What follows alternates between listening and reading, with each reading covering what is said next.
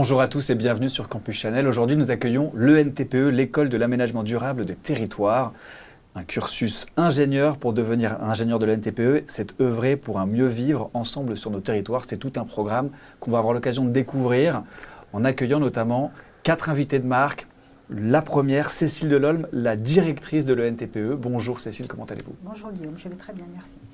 On accueille également Lionel Bessard, à distance, Lionel, mais je vais vous laisser donc vous présenter.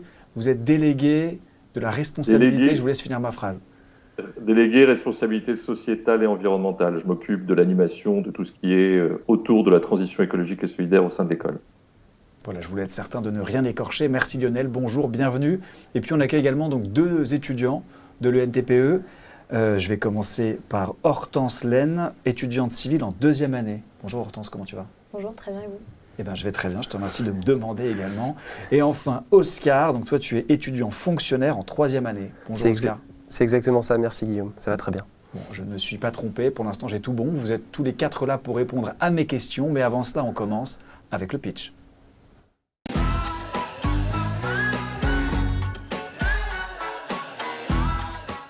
Le pitch, c'est la partie préférée de Cécile qui va avoir 60 secondes pour nous présenter dans les grandes lignes l'ENTPE. Est-ce que vous êtes prête, Cécile? Je suis prête. Alors, on vous écoute. L'ENTPE est une école d'ingénieurs qui est située dans la métropole de Lyon. Sa mission principale est d'agir sur notre vie quotidienne en formant des cadres qui vont porter et déployer la transition écologique et solidaire dans les territoires et les villes. Ils vont façonner nos cadres de vie collectifs. Les domaines de métiers, de fonctions sont à la fois sur la construction, la gestion des bâtiments, des infrastructures, l'exploitation, la gestion des services de mobilité et de transport, la prévention des risques naturels, environnementaux, technologiques, l'aménagement et la planification urbaine.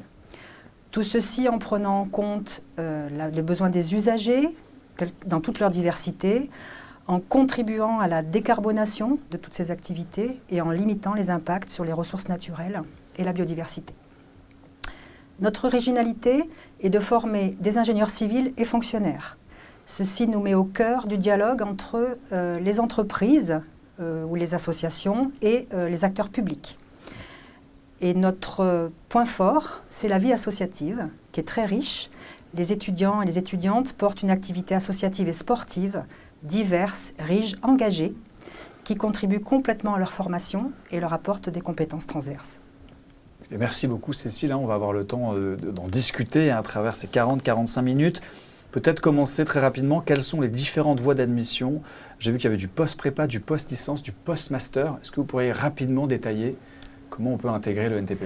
Oui, on peut intégrer le NTPE après des concours, après classe préparatoire, donc sur les 2 filières principales, concours mines télécom, et nous recrutons à peu près 25 à 30% de nos étudiants sur les prépas bio, BCPST, et là c'est le concours G2E, géologie ou environnement. Nous recrutons aussi des étudiants post-licence, des admis sur titre, sur des licences en génie civil, mécanique, physique, mathématiques, et ils intègrent l'école en première année. Et nous intégrons aussi en admission sur titre, donc sur dossier, des étudiants qui sont un M1 dans les mêmes domaines de formation et ils intègrent notre 2e année. Très bien, c'est très clair, merci beaucoup. Et alors Oscar, par quelle voie d'admission as-tu intégré? Alors Guillaume, moi j'ai intégré le NTPE après une prépa PC, donc j'ai fait PCSI, PC en 2 ans et j'ai eu la chance d'intégrer le NTPE après le concours. Ce furent 2 années un peu compliquées évidemment, comme je pense tous les préparationnaires les vivent, mais l'intégration s'est bien passée. J'ai eu la chance de bien réussir le concours. Les oraux étaient assez agréables, plus agréables que ce que j'ai pu voir dans d'autres concours par exemple. Et ça s'est très bien passé ensuite à l'école et l'intégration s'est faite dans d'excellentes conditions et j'étais très heureux d'intégrer le NTPE. Et pourquoi tu as fait le choix d'être étudiant fonctionnaire? Alors, le choix de la fonction publique, alors il y a plusieurs choses, c'est un choix qui est très complexe au final.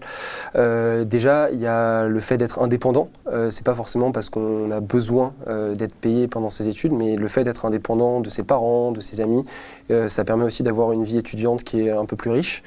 En termes d'activité, à Lyon, il y a beaucoup de choses à faire et donc là, c'est plutôt intéressant. Mais il y a aussi et surtout la notion de service, c'est-à-dire que être fonctionnaire, il y a une notion de service public, et c'est pas déjà parce qu'on est fonctionnaire qu'on doit travailler toute sa vie pour l'État. Moi, je dois que 8 ans à l'État, 8 ans, j'aurai 30 ans. Donc je me suis dit que je pouvais être fonctionnaire, puis aller dans le privé si j'en avais envie. Et là, je pouvais servir l'État et les activités de cohésion du territoire en France ou à l'étranger aussi également.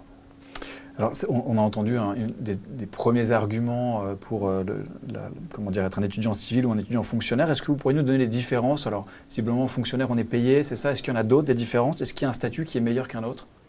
Donc, les étudiants choisissent, en fonction de leur classement, la possibilité d'être fonctionnaire ou civil. Les promotions actuellement sont équilibrées. On a à peu près autant d'étudiants fonctionnaires que civils. Lorsqu'on est fonctionnaire, on s'engage dès la rentrée de l'école à travailler pour l'État pendant 8 ans et on est payé. On est salarié dès la première année à l'ENTPE. Et ensuite, on choisit un poste dans le cadre de la fonction publique d'État en sortie d'école. Et ensuite, on peut soit avoir une carrière dans la fonction publique d'État, fonction publique territoriale, ou dans le privé, ensuite partir. Le diplôme est le même, la formation est exactement la même. L'idée est vraiment de former un ensemble d'acteurs qui sont au service de l'intérêt général et de ce que je disais dans le pitch, aménager les territoires. On a besoin de former de façon identique, croiser les acteurs publics et les acteurs privés qui vont de toute façon se rencontrer en permanence dans leur métier. D'accord. Donc pas de différence. Dans la formation, le statut est différent. Il y a un engagement d'un côté et je dirais un choix un peu plus libre, entre guillemets, du premier employeur. Mais pour les fonctionnaires, la carrière est aussi très riche. On a des très beau exemples de carrières de fonctionnaires très diverses. Et tous les étudiants arrivent à s'y retrouver en général? Il n'y en a pas un qui se dit j'aurais adoré avoir le statut civil et j'ai été, au lieu de ça, j'ai le statut fonctionnaire, et réciproquement? Non. Alors, on a quelques étudiants lors du premier mois de rentrée qui choisissent d'être fonctionnaires et qui ensuite hésitent. Donc, on échange avec eux, on discute avec eux de leurs choix, des risques, des conséquences. Et après, ils peuvent encore déterminer leur choix. Voilà, c'est pas un tunnel. Ok, très bien. C'est pas irrémédiable, irrévocable. Tout à fait. Très bien. Hortense, est-ce que tu pourrais me décrire le candidat idéal pour ton école? Je pense qu'il faut être très rigoureux pendant ces années de prépa, donc à savoir travailler régulièrement, se faire confiance. Et puis, il n'y a pas de candidat type. Le NTPE accueille vraiment tout le monde qui est intéressé par les diverses voies. Donc je pense que tout le monde trouve sa place à l'école. Et voilà, je dirais qu'il n'y a pas de candidat de profil type. C'est vrai qu'on est une majorité à venir de prépa, mais la directrice pourra vous en parler. Mais il y a aussi d'autres voies, d'autres passages pour venir à l'école, à savoir les licences, les UT, voilà, et d'autres. Oscar, alors est-ce qu'il y a des entretiens de personnalité? Est-ce que tu les as passés? Quelles sont les étapes? Dis-nous tout. Alors il y avait plein d'oraux. Il y avait des oraux de maths, physique, langue, français. J'ai pas eu d'entretien de personnalité parce qu'à l'époque, TPE était sur un concours particulier, mais je crois que la directrice pourra nous renseigner que ça a changé. Je crois que maintenant, il y a des entretiens de personnalité qui sont relativement importants pour pouvoir rentrer à l'école. Mais je pense que c'est des choses qui se préparent très bien. Il s'agit d'abord d'exposer son projet et savoir expliquer ce que l'on veut. Et je pense que c'est des choses qui sont à la portée de tous les élèves préparationnaires qui ont fait 2 ans de colle. Il n'y a pas d'inquiétude particulière à avoir vis-à-vis de ça. Très bien. Alors, et peut-être Lionel, est-ce que vous avez un avis sur les oraux ou pas du tout? C'est ça parce qu'on ne vous a pas encore entendu, donc j'ai envie d'avoir votre avis aussi sur les oraux de la TPE et la bienveillance. Est-ce que c'est bienveillant? Est-ce que c'est compliqué? Est-ce que c'est challengeant? Qu'est-ce qu'un étudiant doit savoir? Quels conseils vous pourriez donner finalement à ceux qui regardent et qui peuvent être stressés par cette épreuve? C'est bienveillant. En fait, nos oraux sont ceux du concours Mines-Télécom désormais. Et pour compléter ce que disait Oscar, eh bien, il y a un entretien de motivation d'une certaine manière. Donc, on va entendre les étudiants qui sortent de classe prépa sur leurs souhaits, leurs envies, leurs projets pour intégrer notre école, pour les tester et dialoguer aussi avec eux. Donc, ce sont des oraux qui sont classiques pour des oraux post-prépa, maths, physique et autres, et à la fois aussi désormais un peu plus originaux parce qu'on teste les motivations aussi. Et alors, quand vous êtes un peu plus originaux, c'est-à-dire, est-ce qu'il y aurait peut-être une question que vous pourriez nous donner, un avant-goût de ce que ça serait pour... Je peux peut-être apporter une précision, puisqu'effectivement, Oscar le disait, nous avons intégré complètement le concours Mines-Télécom dans la banque de notes et la phase orale. Et donc, dans cette orale, il y a un entretien où On met l'étudiant en situation en lui montrant des photos sur une innovation technologique, un enjeu de société. Donc il a un petit temps pour préparer comment il relie cette technologie à cet enjeu. Et ensuite, il présente ces éléments-là et on discute avec lui. Donc c'est à la fois voir sa capacité, sa culture, quelque part, hein, ses motivations, les domaines qui l'intéressent, puisqu'après on va pouvoir le questionner sur qu'est-ce qui l'a motivé à rentrer dans une carrière d'ingénieur. Donc c'est aussi non seulement être bon dans les domaines classiques des classes préparatoires, mais montrer aussi une capacité à s'ouvrir aux enjeux de la société, aux enjeux environnementaux et de transition dans lesquels nous sommes. Hortense, alors, c'est rattaché à l'Université de Lyon, c'est ça? Oui, tu m'arrêtes si je me trompe. On dit souvent qu'à l'université, les étudiants ils sont perdus dans des grands amphis, avec des professeurs qui ne connaissent pas forcément votre nom, votre prénom. Est-ce que c'est la même chose à l'ENTPE ou est-ce que on a le meilleur des deux mondes, c'est-à-dire la connaissance qu'on peut acquérir dans une université et en même temps la proximité qu'on pourrait avoir dans une école? Oui, c'est tout à fait bien résumé. En fait, on a cette proximité déjà avec le corps enseignant et avec les étudiants parce qu'on est déjà moins nombreux souvent qu'en université. On a des promos qui sont plus petites, donc ça permet cette proximité-là. Et après, on a une qualité de cours qui est à la hauteur des attentes des étudiants. Donc il y a aussi des cours magistraux comme on pourrait avoir en amphi et aussi des cours de travaux dirigés avec des exercices, un prof en plus petit groupe. Donc ce qui permet vraiment un apprentissage assez exigeant et vraiment on est au plus proche en fait des enseignants et voilà, je trouve que c'est assez confortable je pense comparé à l'université. Lionel, c'est important d'être cette proximité avec les étudiants. Les classes sont une promo, c'est combien d'élèves à peu près? Une promo, c'est environ 220-230 étudiants. Et c'est vrai que beaucoup de cours se font à 25-30 étudiants. Donc tout ça se déroule d'une manière, on allait dire, nous disons à taille humaine. Parce que notre école, finalement, elle rassemble environ 700 étudiants. Et donc, la plupart des étudiants se connaissent. Beaucoup, ils croisent régulièrement les enseignants. Donc, c'est vrai que on dit souvent que le NTPE est une grande famille. D'accord. Tu valides, Oscar? Le NTPE, c'est une grande famille? Oui, le NTPE, c'est vraiment je vois vraiment ça comme une grande famille.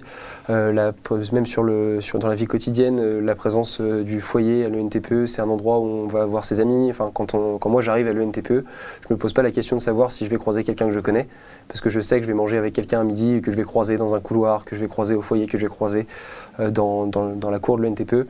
Donc c'est vraiment une grande famille. Ouais, c'est vraiment une grande famille et c'est assez agréable et c'est vraiment quelque chose que je retiendrai de ma scolarité à l'ENTPE alors que j'arrive à la conclure très bientôt. Merci Oscar pour ta réponse. Donc c'est une grande famille, on l'aura compris. On aura l'occasion de reparler des associations, de la vie associative qui fait partie des points forts que vous avez abordés. Cécile, peut-être nous dire les qualités que vous recherchez dans vos étudiants. Quelles sont les qualités vraiment pour vous? Voilà, si on devait dire 3 grandes qualités, parce qu'il faut tout chiffrer. Tout chiffrer. 3 grandes qualités pour intégrer le NTPE. Oui. L'envie d'engagement vis-à-vis de l'intérêt général, puisqu'on est sur des projets qui servent aux citoyens et l'ensemble de la société. L'engagement.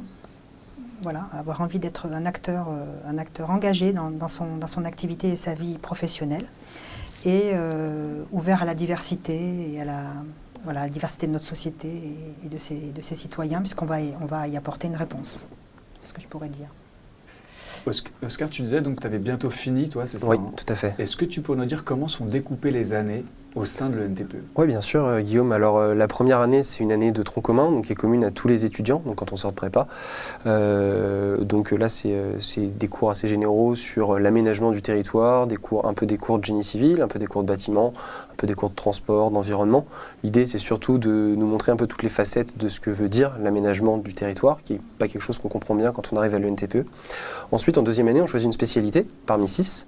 On pourra revenir dessus. Donc, pour revenir sur mon cas personnel, moi j'ai choisi l'approfondissement transport, mais il y avait aussi génie civil, bâtiment, environnement et aménagement et politiques urbaines. Donc avec tout ça, on peut choisir vraiment ce qu'on a envie de faire. Du coup, on a des cours qui deviennent un peu plus petits, c'est-à-dire qu'on est plutôt autour de 30-40 élèves en classe, ce qui est assez agréable, encore une fois. Mais on a encore du tronc commun en deuxième année. Il y a encore une partie commune, notamment tout le programme de sciences humaines et de management et de choses comme ça.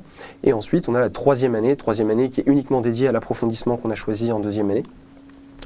Et donc là, on va beaucoup plus dans le détail avec des choses qui sont plus précises, qui sont un peu plus techniques, qui sont un peu plus abouties et qui sont vraiment, vraiment très intéressantes. Et donc la continuité de ces 3 années permet vraiment de se construire progressivement avec ce qu'on veut, parce qu'en 3e année, on est dans un approfondissement, mais on peut choisir encore une spécialité dans cet approfondissement pour avoir vraiment un cursus façonné pour chacun, j'ai envie de dire.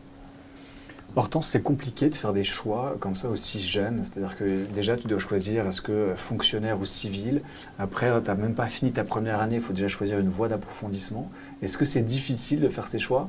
Ou est-ce que finalement, un peu comme le premier choix que tu dois faire entre civil ou fonctionnaire, l'école te permet à n'importe quel moment, pas de revenir sur ta décision, mais en tout cas de pouvoir faire que ta décision ne soit pas non plus irrévocable à chaque fois? Alors, personnellement, donc moi, de mon expérience, quand je suis allée en prépa, j'avais déjà plus ou moins une idée de ce que je voulais faire. C'est vrai que ce n'est pas le cas de tout le monde, mais ces 2 années de prépa, elles sont aussi là pour ça, pour mûrir son projet professionnel. Ce qui m'a intéressée à l'ENTPE, c'est la voie d'approfondissement environnement. Parce que je viens d'une prépa, donc BCPST, donc c'est plutôt biologie, ça prépare au concours agronomie, vétérinaire. Donc c'est vrai que l'ENTPE, c'est un peu curieux que ça soit dans ce concours, mais finalement, en fait, cette voie environnement, je retrouvais en fait les aspects un peu SVT que j'aimais bien en prépa. Et c'est pour ça que je suis venue à l'ENTPE, parce que j'ai eu connaissance en fait de cette voie d'approfondissement-là. Et donc ça a été en première année pas une difficulté de choisir.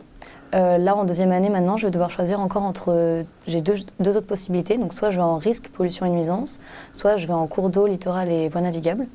Donc là, j'ai plutôt une idée, mais je pense plutôt aller en risque, pollution et nuisance, parce que c'est plus des métiers sur le droit de l'environnement, des études d'impact.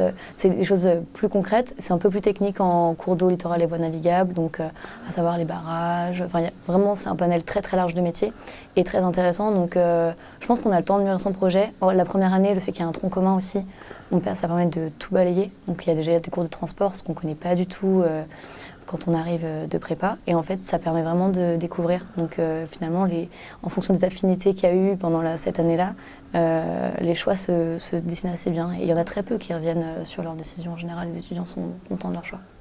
Cécile, comment vous faites pour les aider? Parce que là, visiblement, Hortense, elle est décidée. Depuis la prépa, elle sait ce qu'elle veut. Même quand elle en parle, on sent que c'est vraiment déjà tout tracé. Mais en fait, ils vont devoir faire des choix quasiment tout le temps, vos étudiants. Oui. Il y a en première année donc, le choix du parcours. Il y a des choix de parcours, double cursus, voie d'approfondissement. En 2e année, il y a le choix de la mobilité, d'abord France ou international, ensuite double cursus ou césure. En 3e année, choix d'une orientation professionnelle. Ils doivent choisir quasiment à chaque année. Alors c'est à la fois génial d'avoir le choix et à la fois ça peut aussi être un peu dépaysant. Pour les étudiants qui sont moins déterminés peut-être qu'Hortense dans leur choix, comment vous faites pour les aider? C'est un accompagnement. Oscar parlait de la première année qui donne à voir, à la fois qui continue à apporter des socles scientifiques et techniques. Et je veux insister sur le fait qu'on apporte des socles sur les sciences pour l'ingénieur, sciences humaines et sociales, c'est une vraie marque spécifique à l'école, et sciences et vie de la Terre, on est vraiment sur ces 3 socles, et les grands domaines professionnels. Donc ça, tout le monde le voit. Donc ça permet déjà de préciser un petit peu les choses. Ensuite, on le disait, on est de petite taille, donc on a un accompagnement très personnalisé des étudiants, nos enseignants, les personnes à la direction de la formation. Il y a des temps où on demande aux étudiants de réfléchir, il y a des interactions. Ce qu'on leur dit aussi, c'est que ce n'est pas parce qu'on choisit une option, un approfondissement transport, que l'on s'engage jusqu'à sa retraite dans le domaine du transport. C'est vraiment une coloration, une ouverture sur un domaine. Et après, sa vie professionnelle, on va la construire. Et c'est aussi plein d'autres éléments qui vont rentrer en ligne de compte. Pour les mobilités, c'est la même chose. C'est une réflexion, c'est des opportunités. Donc, on essaye aussi de donner de faciliter les rencontres avec des futurs employeurs, avec des partenaires, avec les services de l'État pour les fonctionnaires ou des établissements publics, pour leur donner à voir aussi les types de métiers. Et donc, c'est un cheminement, un accompagnement permanent que l'on fait. Après, les étudiants ont le droit de se tromper, de changer d'orientation. On les écoute, on les accompagne et c'est tout à fait normal. Si je peux compléter ma directrice, il y a autre chose qui aide beaucoup à faire les choix, c'est comme on n'est pas une très grosse école et qu'on disait tout à l'heure que c'était très familial, c'est super facile d'aller vers les étudiants qui ont fait des choix avant nous et tout simplement de leur poser la question. Parce qu'avant d'être des étudiants qui ont fait cette formation-là, en fait, c'est des potes, c'est des amis. Et donc, c'est vraiment facile de comprendre ce qu'ils font. Et une fois qu'on a compris ce qu'ils font, on arrive à se projeter ou à moins se projeter, mais donc plus facilement à faire un choix. Merci Oscar. Il paraît que l'expérience des autres n'éclaire que soi, mais visiblement à l'ENTPE, l'expérience des autres peut aussi éclairer son propre chemin. Ce serait le premier cliché, je dirais, qu'on a démoli là, à l'instant, et je vous propose d'aller tout de suite explorer les autres avec les clichés.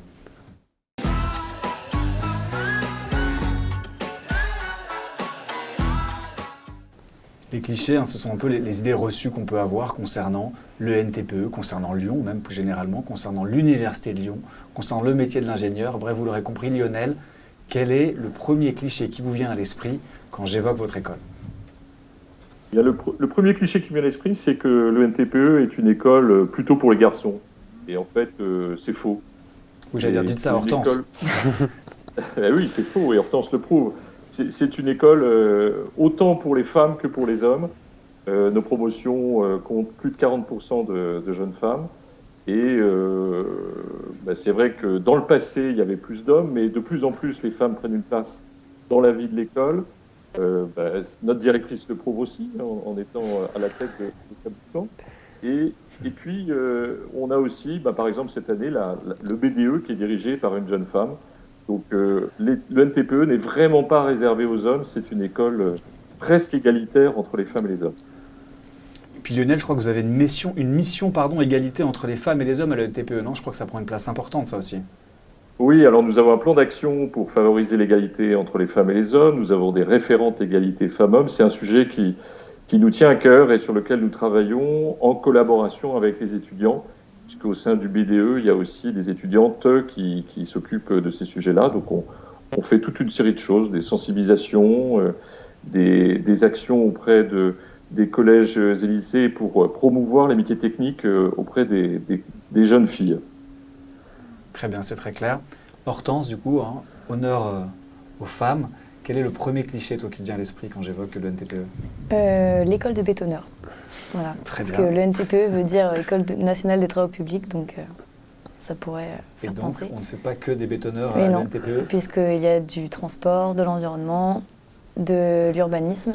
Donc voilà, déjà 3. Et puis effectivement, il y a du bâtiment et du génie civil, mais c'est loin d'être la majorité.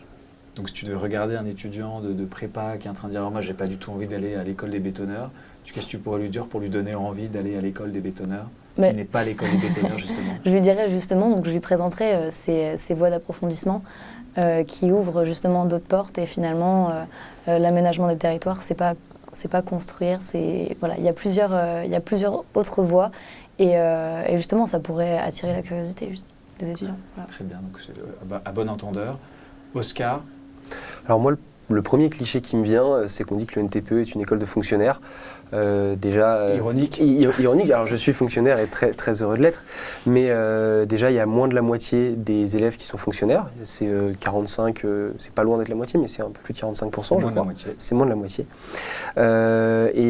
Surtout, avant d'être fonctionnaire ou civil, on est les mêmes élèves d'une même école, on a la même formation. C'est des choix qui, au maximum, nous aiguillent pour 8 ans de notre vie. Je pense qu'une carrière professionnelle, ça fait plus de 30 ans. Je pense que ce n'est pas forcément un choix qui est totalement irrévocable. Donc non, le NTPE, ce n'est pas qu'une école de fonctionnaires et c'est surtout pas une école avec la mauvaise image du fonctionnaire qu'on peut avoir tapis dans un bureau. C'est pas vrai, les fonctionnaires de l'ENTPE font des métiers très intéressants, très variés, à l'international, en France, sur des sujets concrets. Et avant d'être fonctionnaire, c'est des ingénieurs de l'ENTPE animés par un certain sens du service public, certes, mais comme tous les autres élèves de l'ENTPE, animés par l'intérêt général. Et ils ne comptent pas leurs heures. Et ils ne comptent pas leurs heures. C'est vraiment très Exactement. important. Cécile, quel serait le cliché, vous? Le cliché serait lié au mot aménagement, qui fait maintenant partie de la définition de l'école, l'aménagement durable des territoires, en opposition un peu à génie civil d'ailleurs. On pourrait se dire aménagement pour une école d'ingénieurs, c'est complètement incongru. Et aménager, c'est bâtir, c'est construire, c'est dimensionner, mais c'est aussi écouter les citoyens. Voilà. Donc c'est un mot qui peut paraître un peu... pas correspondre à des compétences techniques, alors que c'est vraiment au cœur des métiers d'ingénieur. On a la possibilité de faire un double cursus ou un double diplôme. Quelle est la différence exactement entre le double cursus ou le double diplôme? Il y en a pas? Non, pour avoir 2 diplômes, il faut faire 2 parcours. D'accord. Alors après, le croisement de ces parcours est plus ou moins lourd, plus ou moins articulé, plus ou moins facile à faire.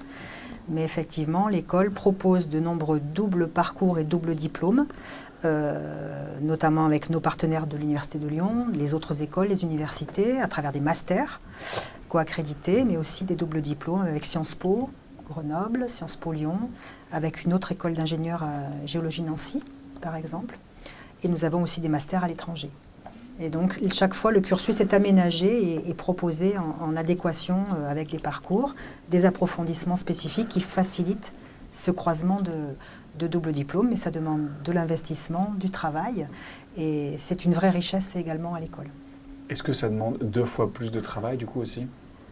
Alors 2 fois plus, peut-être pas 2 plus 2, mais en tout cas c'est souvent une charge de travail très importante pour vraiment rentrer dans les 2 logiques.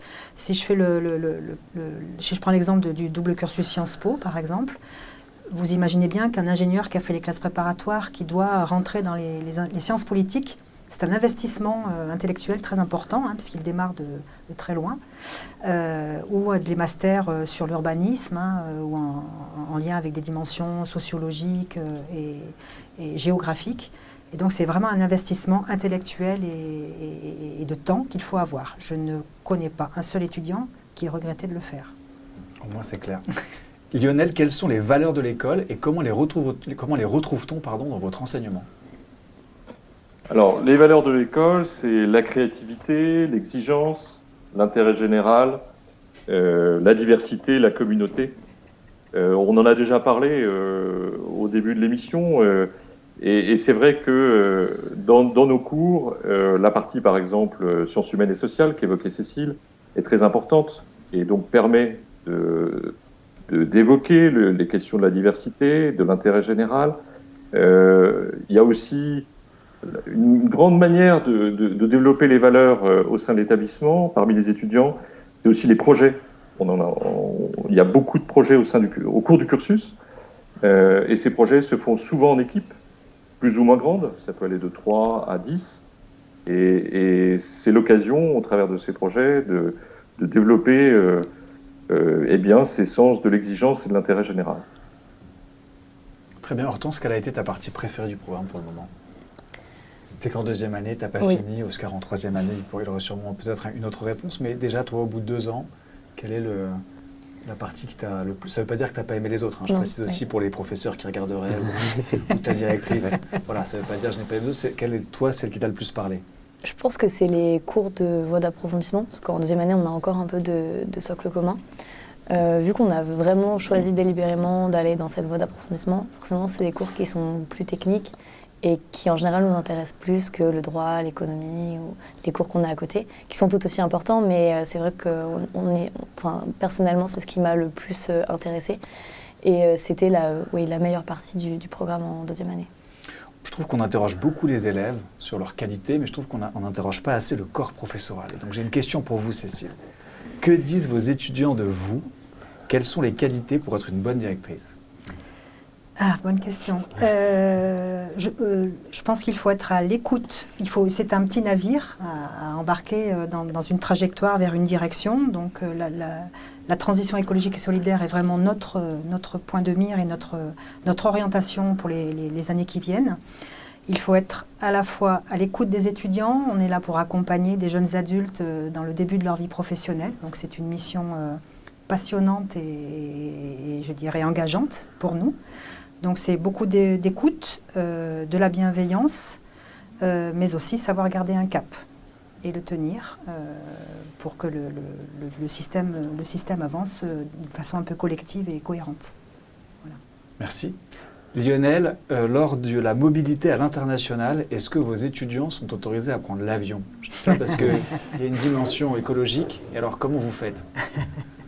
Alors c'est un vrai sujet et que rencontrent beaucoup d'autres écoles d'ingénieurs et de management, puisque d'un côté on veut promouvoir la mobilité internationale et de l'autre, on se penche aussi sur notre empreinte carbone. Donc on a des vrais défis, on est en train de réfléchir à des dispositifs qui ont pu être mis en place dans d'autres écoles, par exemple inciter à prendre le train plutôt que l'avion par des incitations financières, ou alors encore peut-être, c'est une réflexion à ce stade, réfléchir à un quota carbone pour la mobilité des étudiants. Voilà, mais pour l'instant, eh bien, on est obligé on oscille entre cette obligation de mobilité et cette préoccupation de notre empreinte.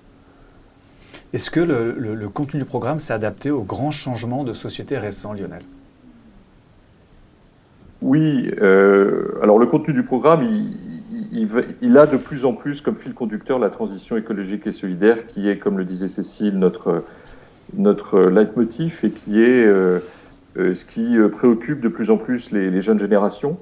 Et donc, à la fois dans les cours, dans les stages et dans les projets, on va avoir de plus en plus ce sujet-là au travers de notre cursus, au cours de notre cursus. C'est par exemple faire de plus en plus travailler les différentes disciplines ensemble, favoriser les croisements de disciplines entre de la mécanique et de la sociologie, pour que nos ingénieurs aient des regards les plus riches possibles pour faire face aux défis de la transition écologique et solidaire. On en a vaguement parlé du fait d'être un étudiant fonctionnaire qui peut travailler dans le privé ou dans le civil et puis partrait dans le public. Voilà, est-ce qu'on pourrait vraiment clarifier cette chose-là? Est-ce qu'un étudiant fonctionnaire peut travailler dans le privé et réciproquement un étudiant du civil peut travailler dans le secteur public? Quelle proportion généralement des étudiants Alors, les étudiants fonctionnaires, donc, comme on l'a dit, doivent 8 ans à l'État en sortie d'école, donc c'est jusqu'à environ 30 ans. Donc dans ces 8 ans, ils peuvent travailler pour des services de l'État, des établissements publics, mais ils peuvent partir en détachement dans d'autres ministères ou dans d'autres structures publiques, comme les collectivités locales, etc. Et après, en disponibilité, ils peuvent quitter la fonction publique et partir dans des carrières, dans des organisations très différentes. Et on a des carrières de fonctionnaires qui ont navigué entre les fonctions publiques et privées. Pour des ingénieurs civils, ils vont pouvoir faire des carrières dans des entreprises, ils vont pouvoir rentrer dans la fonction publique territoriale éventuellement, ou la fonction publique hospitalière, qui est aussi un cadre d'emploi très très intéressant pour les ingénieurs de notre école. Et dans la fonction publique hospitalière, les ingénieurs des TPE vont gérer tout l'aspect patrimonial et bâtimentaire, la gestion des flux, la gestion des équipements très très spécifiques dans les bâtiments, les blocs opératoires, gérer le fonctionnement des différents sites hospitaliers. Et de la même façon, vont pouvoir naviguer, alors avec des statuts parfois différents, mais en tout cas cette porosité entre les deux grands types d'employeurs est très très grande dans les deux sens. Quels sont les équipements que vous mettez à disposition aux étudiants? Et est-ce que les équipements mis à disposition peuvent leur permettre de poursuivre dans la recherche? Oui, c'est une volonté de renforcer cette confrontation, cette acculturation à la recherche qui fait partie de la formation des cadres dirigeants du monde. Beaucoup d'ingénieurs dans les autres pays du monde ont un doctorat. Donc nous avons à peu près la moitié des étudiants de l'école qui font un double diplôme et parmi eux, beaucoup font un master recherche, en même temps que notamment leur dernière année. Donc c'est une confrontation à la démarche scientifique et grâce à cela, déjà à travers des travaux pratiques, nous allons aussi développer des projets de recherche sur les deuxième et troisième années, je pense dans les années qui viennent.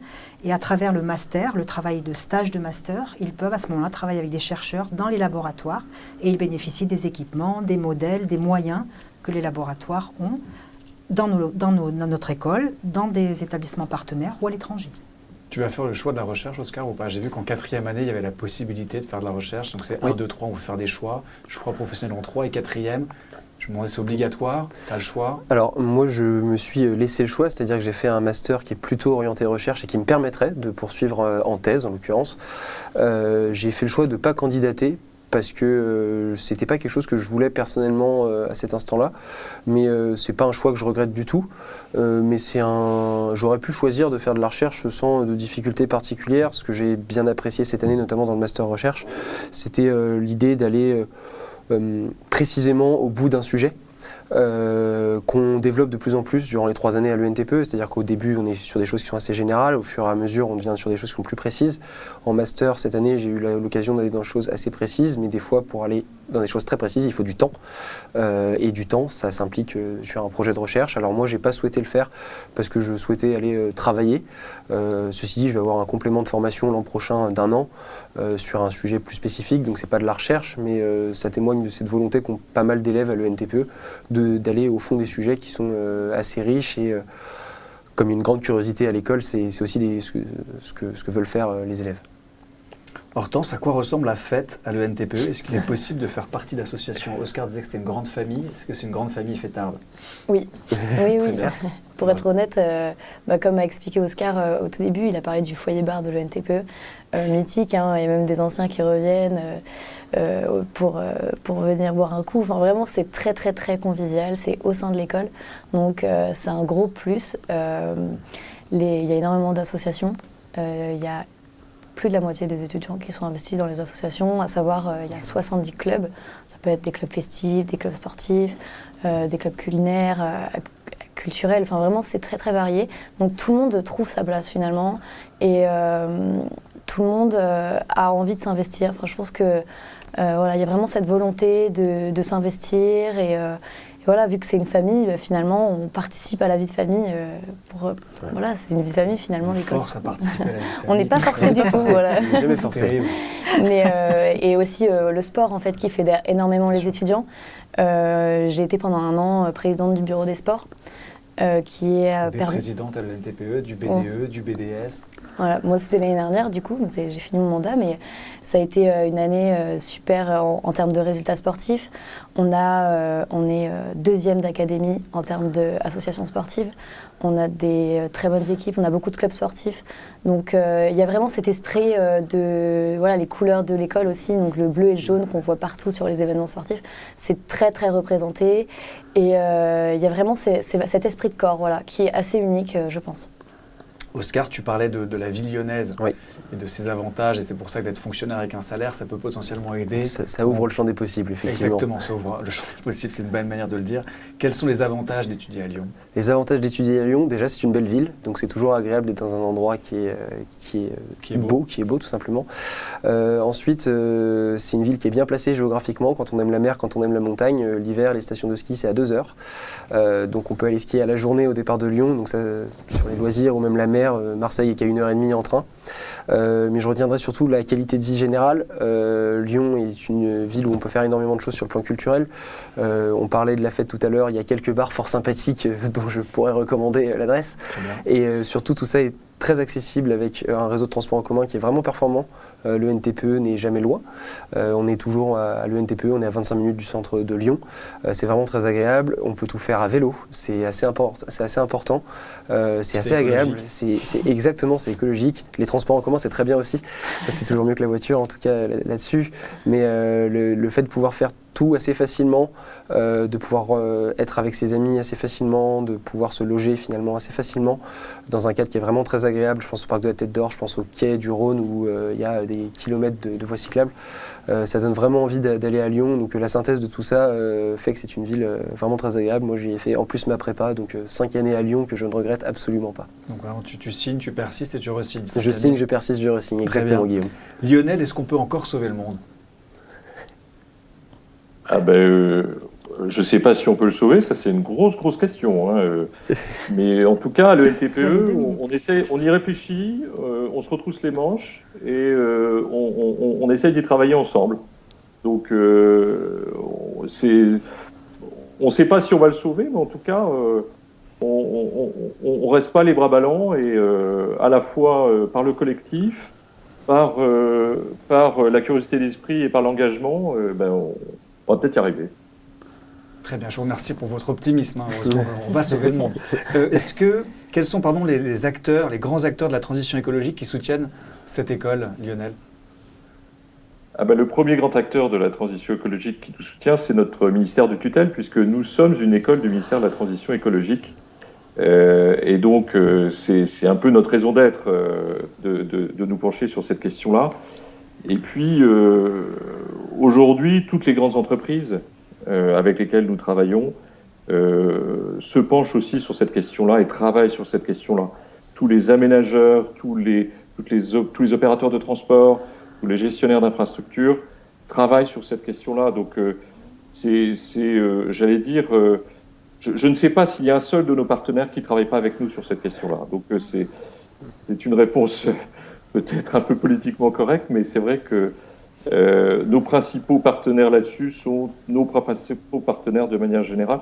Je vais citer également nos partenaires académiques. Nous travaillons beaucoup avec d'autres écoles d'ingénieurs, notamment à Lyon, qui de plus en plus se penchent sur ces questions. Merci Lionel. J'ai encore 2 questions, une très courte, une plus longue. Hortense, c'est un cursus qui a du sens et qui donne du sens. Est-ce qu'on est d'accord avec ça? Oui, tout à fait. Est-ce que le NTPE t'a permis de te révéler à toi-même ou t'a révélé certaines, je sais pas, certaines qualités, ou est-ce que tu as eu sans avoir des révélations, mais est-ce que voilà, l'enseignement, les enseignements, la pédagogie, alors je t'écoute. Ça permet de se construire, sincèrement, je pense que je ne suis pas la même personne qu'il y a même 1 an parce que y a des projets de groupe, donc forcément on apprend à travailler ensemble. Il y a aussi la vie associative qui prend une part importante, surtout quand on est engagé. Et là aussi, on apprend énormément de choses. Donc, c'est des compétences en fait, qu'on valide en tant que futur ingénieur. Et ça permet de s'épanouir aussi. Et c'est très important. Je pense que c'est comme ça qu'on se construit. Et c'est vraiment ce que je retiendrai à l'école. C'est vraiment une école où il fait bon vivre. Et du coup, on peut s'exprimer. Et il y en a en fait pour tous les goûts. Et ça, c'est important. Voilà. Ça permet de se construire, mais ce n'est pas pour autant une école de bétonneurs, on est d'accord? Exactement. Oui. C'est un bétonnage intérieur, en fait. Hein, c'est ça, très bien. Ça. Et puis, dernière question, je vais vous demander à chacun un mot pour définir votre école. Alors, c'est pas beaucoup, normalement, je demande 3 mots à une personne, vous êtes 4. Un mot chacun. Je vais commencer par vous, Cécile, le premier mot pour définir le NTPE. Alors, on n'en a pas parlé, le mot exigence, puisque nous sommes une grande école d'ingénieurs. Donc, nous formons aussi, nous essayons de former nos ingénieurs au meilleur niveau. Exigence, Oscar. Le premier mot qui me vient en tête, c'est un mot, c'est dur, je vais aller sacrifier une expression. Devenir ce que l'on est, peut-être. Tout simplement parce qu'en prépa, on sort un peu tous du même moule. Et Hortense en parlait très justement avant. Les opportunités offertes par le NTPE, le contact aux autres, les expériences associatives sont vraiment des choses qui nous forgent. On peut faire ce qu'on aime à la fois dans les cours, mais à la fois dans notre vie.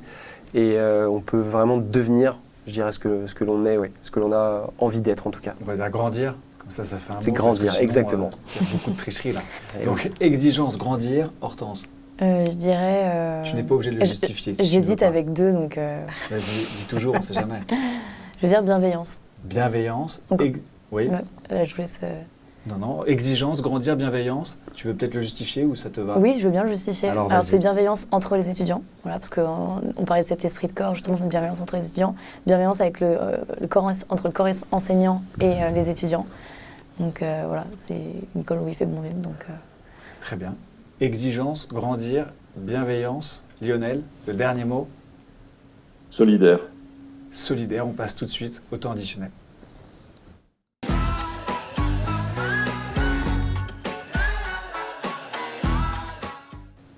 Exigence, grandir, bienveillance et solidaire. C'est le temps additionnel, il nous reste 2 minutes. Je vais vous laisser à chacun un temps de parole pour peut-être aborder un point qu'on n'a pas encore abordé. Il y avait l'exigence qu'on avait oublié par exemple, ou alors peut-être renforcer un point qui a déjà été abordé, ou même simplement vous adresser aux étudiants qui nous regardent. Oscar, je te laisse commencer. Moi j'aimerais revenir sur la mobilité internationale, qui est vraiment l'occasion de partir loin, longtemps, de se retrouver un peu face à soi-même. Et le NTPE a quelques partenariats assez intéressants pour ça. Je pense au réseau des ambassades dans lesquelles on peut partir. J'ai eu la chance de partir au Kenya, à l'ambassade de France au Kenya, mais aussi avec son réseau d'alumni, puisque normalement, je croise les doigts, mais je devrais partir en stage cette année au Vietnam, dans une entreprise du secteur privé, pardon. Et donc la mobilité internationale, oui, elle est obligatoire, mais surtout elle est possible. Alors le Covid a été difficile, mais surtout tout ça c'est possible. Et grâce au bon réseau de l'école et à son réseau de partenaires, et ça c'est vraiment une vraie force, je pense. Merci pour cette précision. Hortense? Moi, je rajouterais un petit point sur la vie associative. Une petite particularité de l'école, c'est que le sport est obligatoire en première année. Donc, c'est une petite spécificité de l'école. Généralement, les étudiants sont assez contents de pouvoir revivre après 2 ans, voire 3 ans de prépa. Et l'école offre vraiment des infrastructures sportives comme une piscine, une salle de musculation, un gymnase avec des gradins. Enfin, vraiment, ça permet vraiment d'évoluer et de se sentir bien. Et ça contribue justement à ce bien-être. On sent la présidente qui parle. Oui, je vends. On vous oblige à être en bonne santé, c'est terrible. Oui. Lionel? Un point qui me vient à l'esprit, le réseau d'anciens, puisque le NTPE était créé dans les années 50, 1950, et donc il y a plus de 10 000 alumni qui nous aident à faire progresser l'école et puis aussi à trouver des stages ou des emplois aux étudiants et même à participer au bon fonctionnement du cursus. Merci beaucoup Lionel. Cécile, le mot de la fin, vous avez la conclusion générale de cet entretien. La conclusion, je pense qu'on est une école à taille humaine qui répondons à des enjeux de société au service de tout le monde. Donc nous accueillons des étudiants qui en général sont très engagés, très motivés sur ces questions-là. Souvent l'école est un choix de cœur pour les TOPA. Donc ça c'est très agréable et les jeunes qui font leur dossier pour être admis en licence ou en maîtrise. J'insisterai sur le double cursus. Nous en offrons de très riches et très spécifiques, puisque nous sommes une des rares écoles d'ingénieurs à former des ingénieurs qui ensuite passent des doctorats en sciences politiques, en sociologie, en sciences humaines et sociales plus globalement, qui font des profils qui sont très intéressants à la fois pour les acteurs publics et les acteurs privés. Et c'est une vraie force pour l'établissement que de revendiquer cette capacité à faire cette double culture, qui je pense correspond bien à notre volonté d'ouverture et de diversité. Merci beaucoup Cécile, merci Oscar, merci Hortense, merci Lionel, merci à tous les quatre d'avoir répondu à toutes mes questions. Pour reprendre les mots qui ont été cités, c'est, il me semble, exigence, grandir, bienveillance, solidaire, moi je rentrais familial finalement pour le 5e mot. Si ce programme vous intéresse, c'est à l'ENTPE. Je vous remercie d'avoir regardé Campus Channel et je vous dis à très bientôt.